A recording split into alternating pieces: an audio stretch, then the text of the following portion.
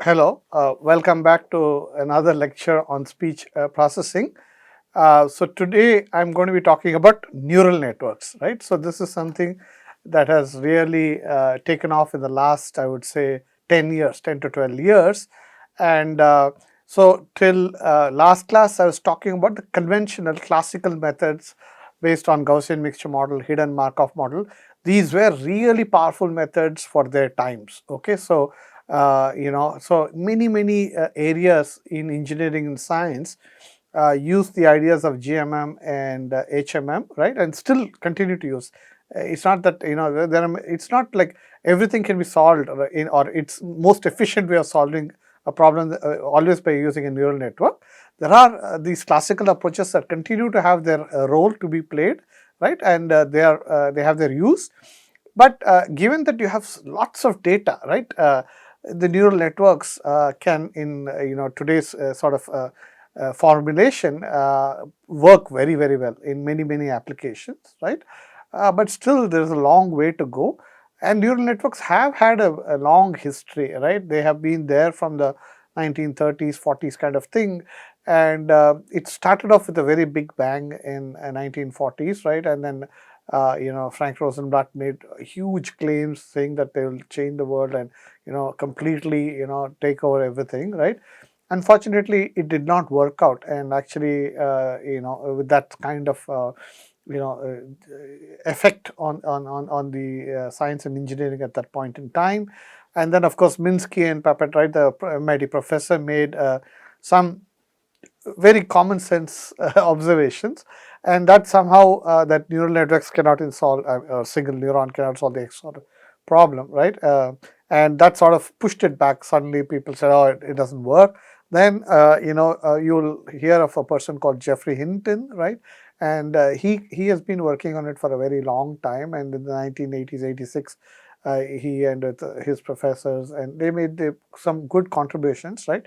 Which even though it was theoretical and very important for something called pre-training, not the way we think of pre-training now, it did not actually catch. And even in the 1990s, there was a lot of excitement about neural networks in speech also.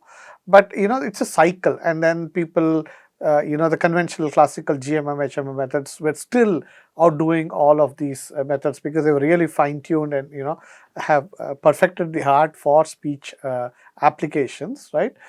And so it's also a question of how fashion catches up. And so for example, Geoffrey Hinton, right, I mean, he's been one person who has been at it from his early days, right?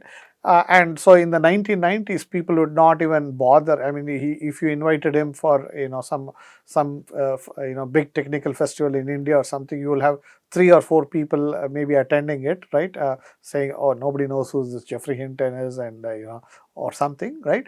But today he's a very big shot, right? I mean, you pay millions of dollars, you invite him, there's a lot of excitement, and if he ever were to come to India, I'm sure you will see a huge amount of crowd wanting to meet him and so on. Okay, so he has earned it. So, but the point I'm trying to say is sometimes people do great work, but it's there, it's not at the right time in the right place kind of thing. So it takes sometimes some longer, much later are their contributions realized.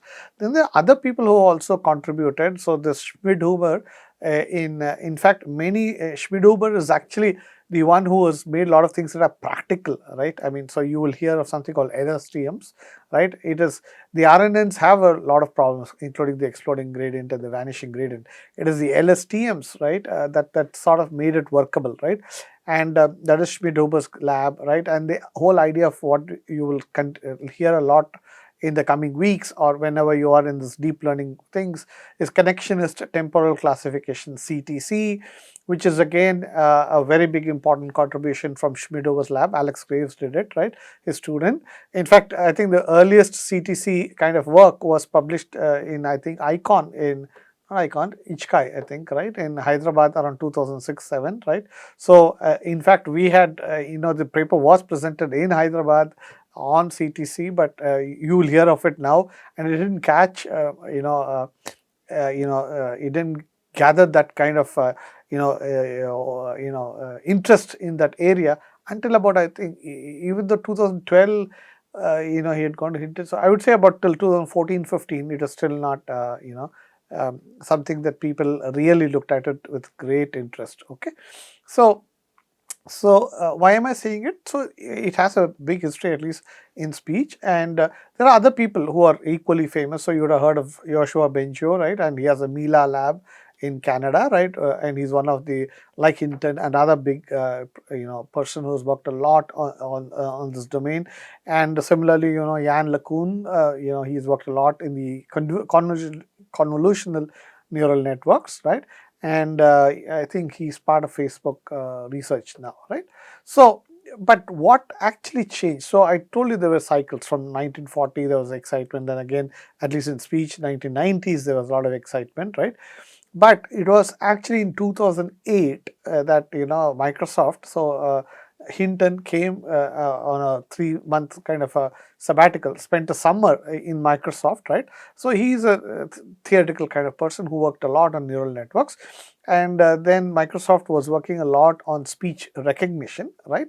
And so over those 3 months, they had this nice, brilliant scientists, or young, I would say, researchers, scientists, engineers who could code very well. So whatever Hinton's idea was, and Lee Deng was there, and they both discussed. Lee Deng has also worked a lot on speech, right? And so together they sat in Microsoft with the help of these young, excellent coders. They coded this basic speech recognition system. And what had happened is the GMM-HMMs had worked very well, and they continue to work well, but they sort of plateaued. So what happens is, after 2001, 2002, you will see, even we were publishing papers, right? So you will say, oh, from 24% I came down to 23.5%, half a percent improvement. I am one of the best in the world, right? So I mean, or on standard tasks, they have this thing. So you evaluate yourself and see how your method, whatever ideas that you have and what you implement, if it gives an improvement, then you are very excited and say you publish a paper. And then somebody will say, from 23.5 I went to 22, 23.5 to 23, not in 22. Okay, so half a percent, quarter percent jump, and sometimes statistically whether they're meaningful was also questioned. Okay, and then this in 2008, Hinton and the Lee Deng and these young researchers, Frank Side, I think, and a lot of these people, right? They implemented over this over the space of 3 months, not the GMM-HMM, but the idea from a neural network perspective, the same speech recognition problem. And suddenly there was a very big jump. I mean, so instead of 24, you're operating at 18% word error rate, right? When you're talking about error rates, the lesser the better, right? So where we were struggling from 25 to 24.5 1 year, then next year you went to 24, then next year you went to 23.75, like that we were progressing, right? Suddenly you saw there was a big jump in or a big improvement in performance, or lowering of word error rate.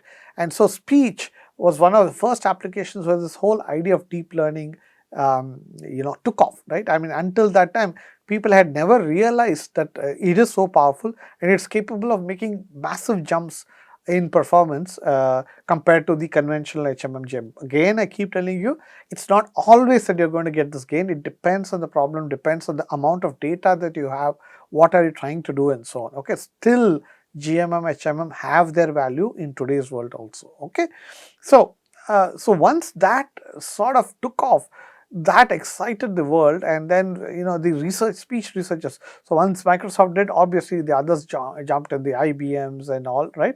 And then around the time Apple also bought out Siri, right? So and then Siri became very popular, right? Siri became a nice commercial kind of success around 2011. So until that time, we were all speech researchers were sitting in the lab and claiming we can do this, we can do that.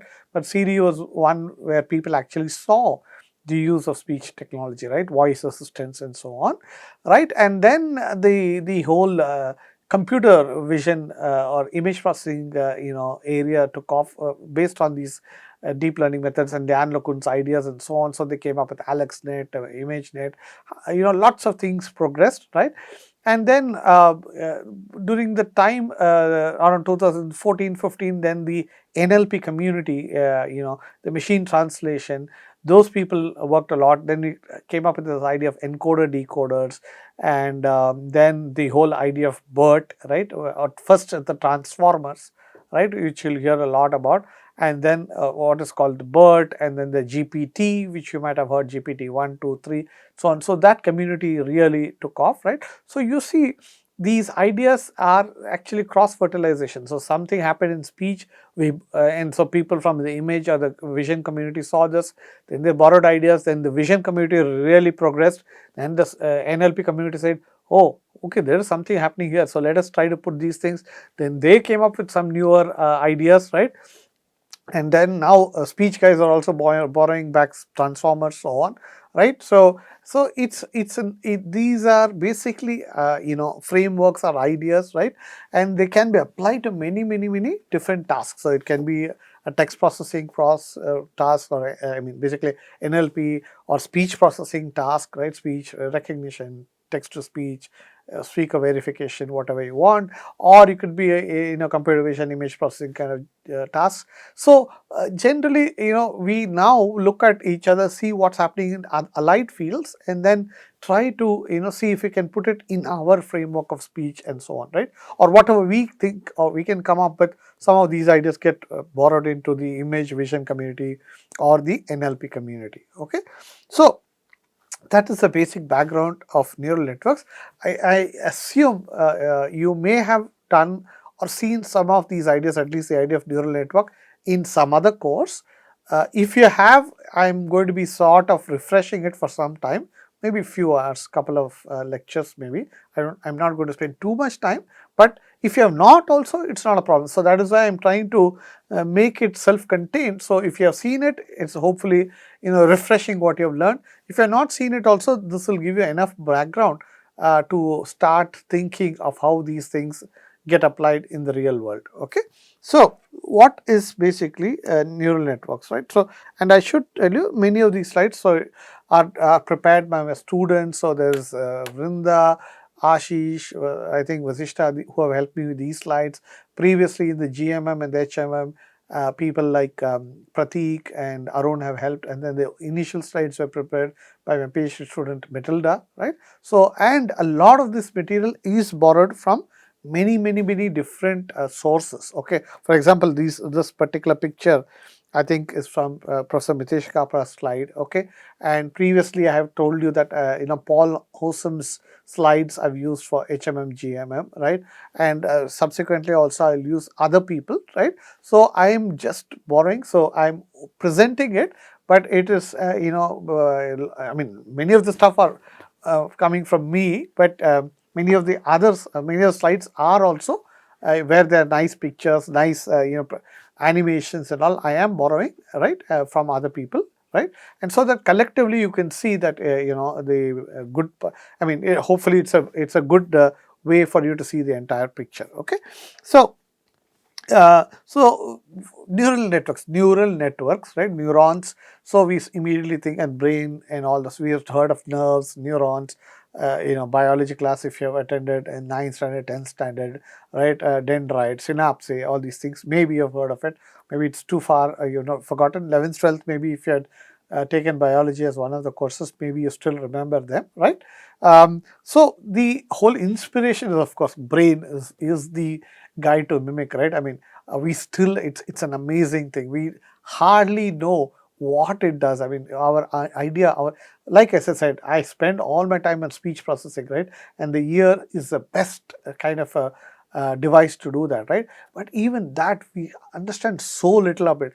I know for a fact that there is this eardrum that vibrates, that I know that there is something called basilar membrane that it reacts to different frequencies. So we know that it's some kind of a frequency analyzer, and those trigger these nerve fibers, right? So they fire the nerve fibers. But beyond that, after the nerve firings, very little is understood about what happens, how the brain does everything. Okay, so we know some activity happens during speech at certain parts, right? Those are some broad ideas we have, right? But beyond that, our understanding is very limited, which shows that we know very little about our own world, right? Our own body, right? And so that humility is very important, right? nature is amazing, right? We know very little about it. We are still trying to discover a lot of these things. So be humble, okay? So, we have still many things to figure out, to discover, and make the world a better place, okay? So, neuron basically is what is our inspiration. So what happens in the actual biological neuron, the way that nature has made it, right? So usually you have the cell body and this dendrites, right? So and this is called the nucleus also, right? And then there's the axon, right? So it is like the dendrites are like some inputs coming, right? And then it's getting processed here, and then the axon then branches out to axon terminals, and these feed other nerve cells, right? So basically that's how the transmission happens. So somewhere you receive, and there are other cells that pick up and keep transmitting it further down, right? So there's whole chain that happens, right? So if I touch something hot, I remove my hand, right? So there is a communication, and that all that is happening because nerves are sending information to my brain, right? So this is the basic idea. So you have some inputs, some processing, and some outputs coming, and that is the basic idea of a artificial neuron. Okay,